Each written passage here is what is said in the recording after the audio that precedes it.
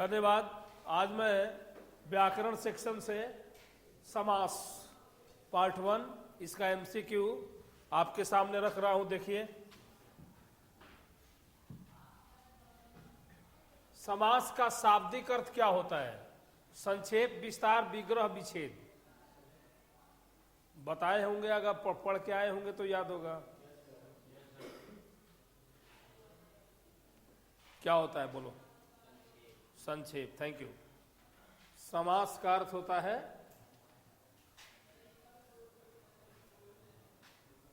संक्षेप।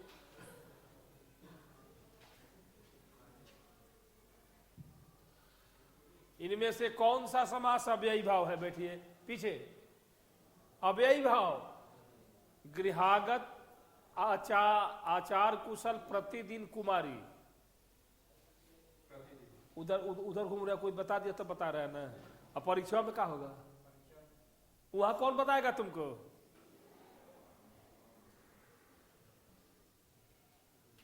तुम लोग का आदत इतना बिगड़ा हुआ है ना, ये का हम बोले, इससे तुमको नुकसान ही होगा, फायदा नहीं होगा। अरे अगर आपको नहीं मालूम है तो हम बताएंगे ना। तो इधर उधर क्या ताकता है? कौन बताएगा? तो कुछ छुपाने के हमको आता है? बैठो। गलती छिपाता है। निम्न में कौन सा समास कर्मधारय है? चक्रपाणी, चतुर्जुगम, श्वेतांबर, माता पिता।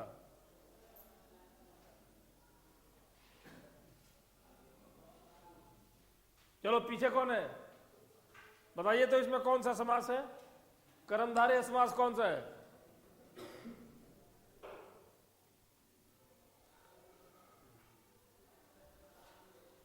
कभी ग्रामर किताब छूने का अपराध किया है? किताब है तुम्हारे पास बीके सिन्हा का? है? नहीं है? बैठो, जरूरी भी नहीं है, बैठो। तुम बताओ। चक्रपाणी, जिनके हाथ में चक्र हो, अर्थात कर्मधारय समास है। और जल्दी जल्दी किताब देख रहे हैं।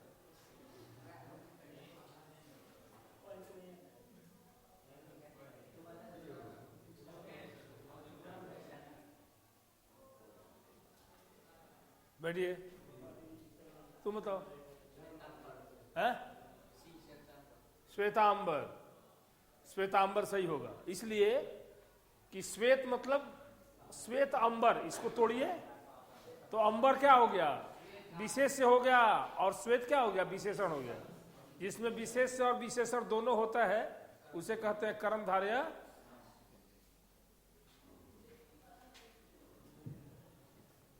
गजानन में कौन सा समान है?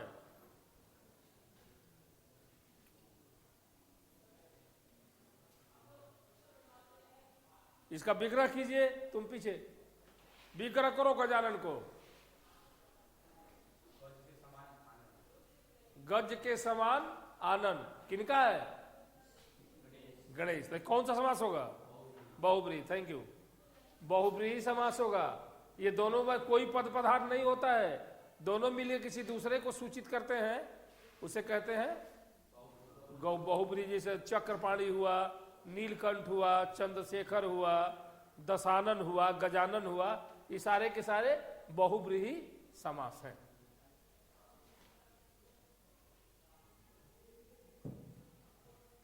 देवासुर में कौन सा समास है?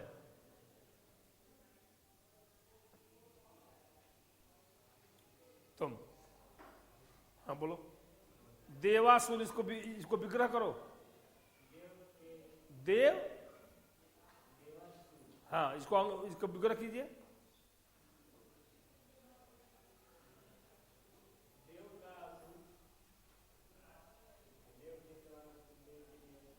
कौन विग्रह करेगा इसका? किसी को मालूम है? देव और असुर। देव और असुर। अब बताइए कौन समास है? क्यों?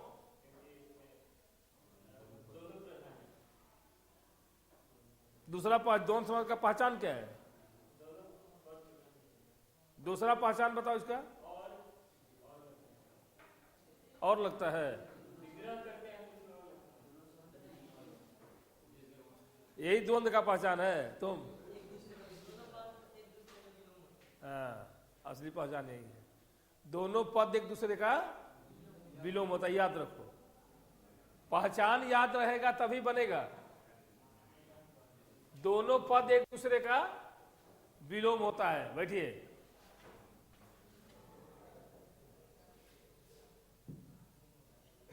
वनगमन में कौन सा समास है? इसको पहले आप विग्रह कीजिए। वन में गमन। आप बोलो तो कौन सा समास है? वन में गमन कौन सा समास है?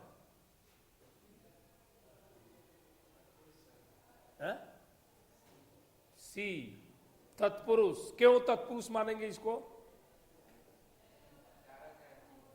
कारक का चिन्ह। क्या है कारक का चिन्ह इसमें? का है?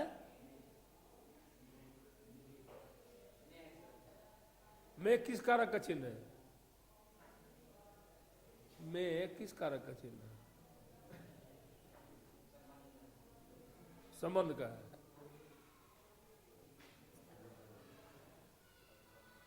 बैठो।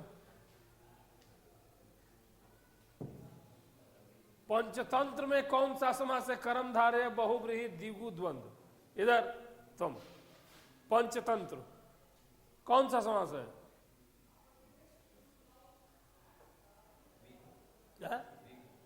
द्विगु। क्यों?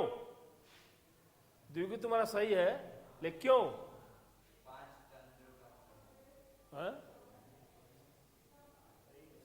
द्विगु का पहचान क्या है बताइए।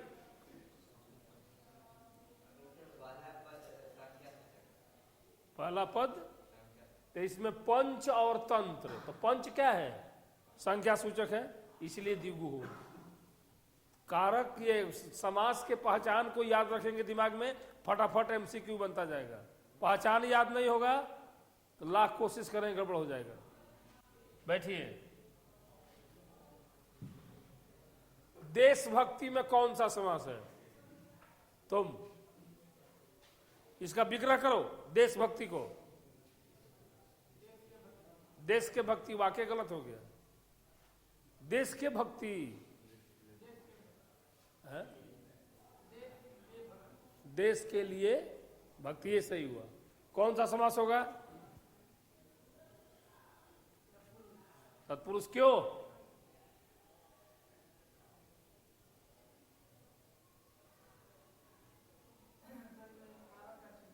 कारक का चिन्ह है। कौन सा कारक का चिन्ह है?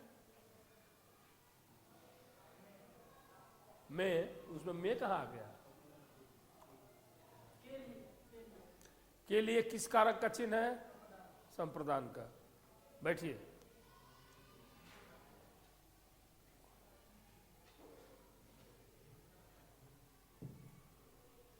कौन सा बहुब्रीहि समास का उदाहरण है? निशिदिन, त्रिभुवन, नीलकंठ, पुरुष सिंह।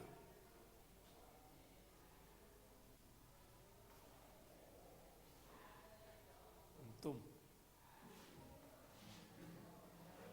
बहुब्रीहि का उदाहरण से कौन है? निशिदिन, त्रिभुवन, नीलकंठ, पुरुष सिंह। नीलकंठ। क्यों? इसका विग्रह करो। अर्थात शिव। नीला है कंठ जिनका, अर्थात शिव। तो ये हो जाएगा बहुब्रीहि समास। पुरुष सिंह का आप विग्रह कीजिए।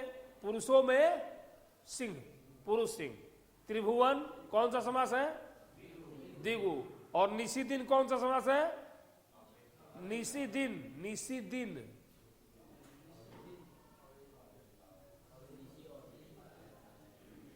निशी में रात होता है। अब बताओ।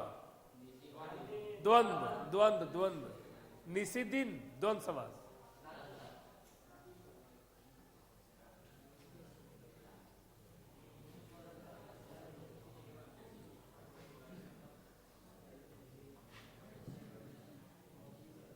त्रिलोचन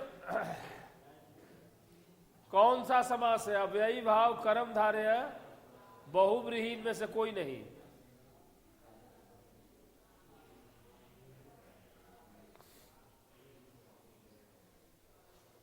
सोचिए तो।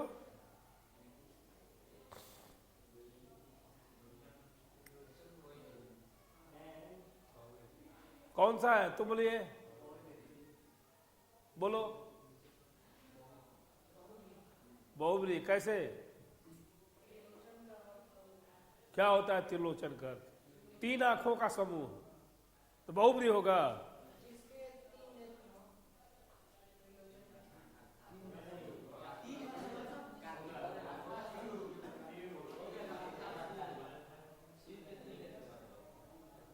त्रिलोचन जिनके तीन नेत्र हों, अर्थात शिव, और बहुव्रीहि समास हो सकता है। और त्रिलोचन द्विगु समास भी हो जाएगा, तीन लोचन का समूह। लेकिन इसमें त्रिलोचन में द्विगु तो दिया नहीं है, इसीलिए बहुव्रीहि होगा। चलिए,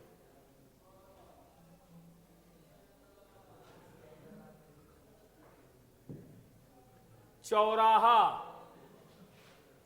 चौराहा ये तो सभी लोग जानते हैं। बैठिए, क्या है? द्विगु। संख्या सूचक है चौराहा, चार।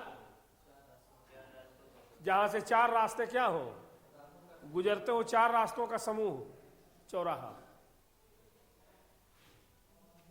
12 दशमुख कर्मधारय बहुव्रीहि तत्पुरुष द्विगु।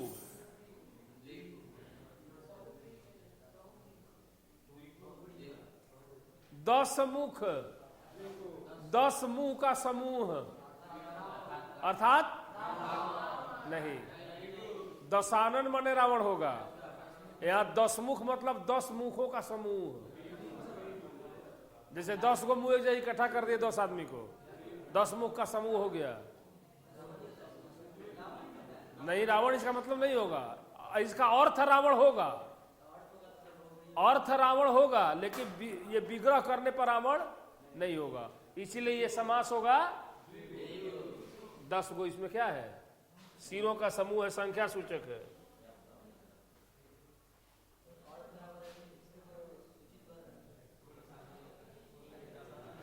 दशमुख, दशमुख और दशानन में भेद है।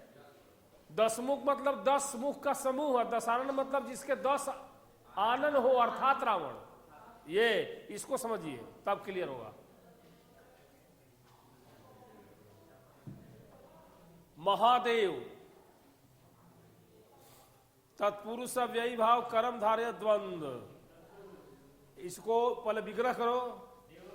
कौन विग्रह करेगा? देवों में, देवों में जो है अधिकरण कारक का चिन्ह हो गया, इसलिए तत्पुरुष समास होगा।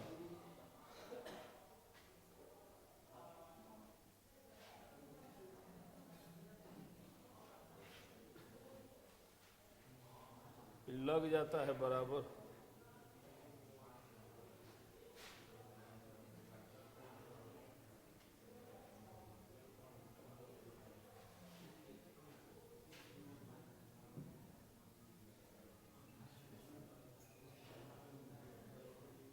विशेषण और विशेष्य के जोग से कौन सा समास बनता है? तो सभी लोग जान रहे हैं, कर्मधारय। हाँ, उदाहरण भी उसका, पहचान भी। अरे इधर देखो, बात बादों में कर सकते हो, ये हम चले जाएंगे तो बात करना है। कर्मधारय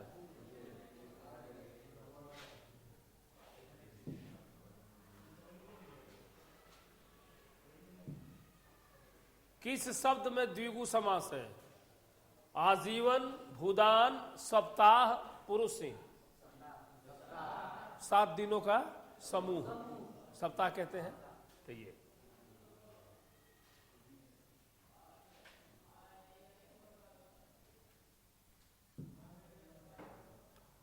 किसमें सही समासिक पद है? सही समासिक पद पुरुष धन्वी, दिवारात्रि, त्रिलोकी मंत्री परिषद। सही समासिक पद,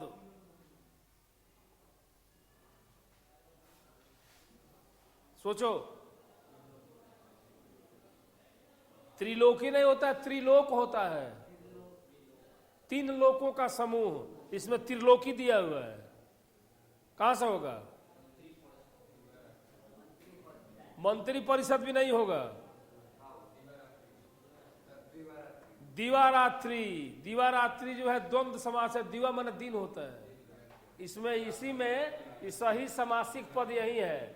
ये पुरुष धन में इसको विग्रह नहीं कर सकते हैं, त्रिलोकी विग्रह कर ले, मंत्री परिषद को विग्रह नहीं कर सकते हो, इसलिए दिवारात्रि, दिवा और रात्रि एक दूसरे का क्या है? विपरीत है। आप टिप्स को याद रखेंगे। द्विगु समास का उदाहरण, पंच तत्व, 5 तत्वों का समूह, और चतुरानन जिनके 4 आनन हो अर्थात ब्रह्मा, ये हो गया बहुब्रीहि समास। ध्यान रखना, ये भी संख्या सूचक है, ये भी संख्या सूचक है, लेकिन इसका अर्थ दूसरा होगा, इसका अर्थ दूसरा होगा। विग्रह करना जब सही ढंग से आप जान जाएंगे तो समास को क्लियर करने में कोई परेशानी नहीं होगी। विग्रह को समझ लीजिएगा। पंच तत्व,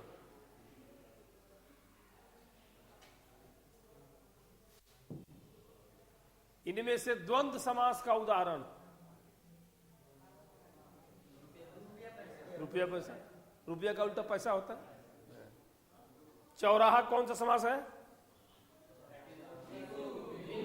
नेत्रहीन,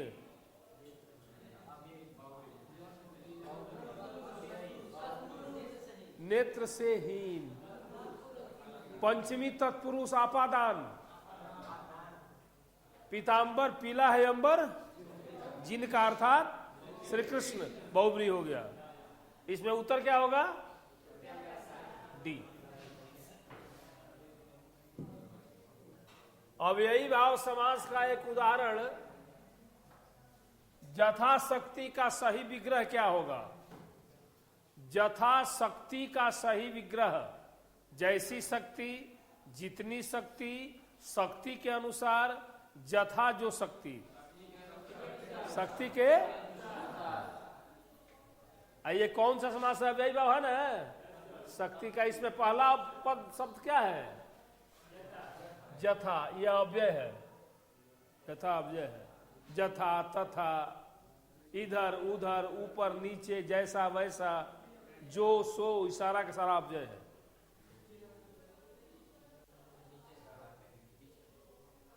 खत्म हो गया का जी?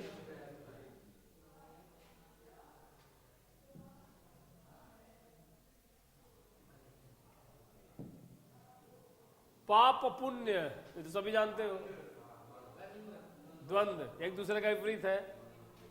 पहचान याद रखो 6 समास का, पहचान याद रखेंगे फटाफट काम होगा। और दूसरा जानने की जरूरत नहीं है, पहचान दिमाग में रहेगा तो एमसीक्यू बनता जाएगा। चतुर्भुज, 4 भुजाओं का समूह, 4 भुजाओं का समूह चतुर्भुज।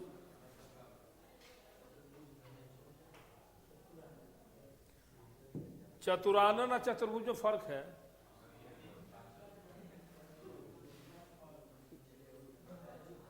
गंगा जल में कौन सा समास है? गंगा का जल, गंगा जल, तत्पुरुष।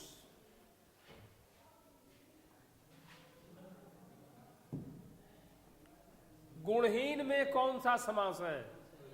गुण से हीन, तत्पुरुष, तत्पुरुष गुण से हीन।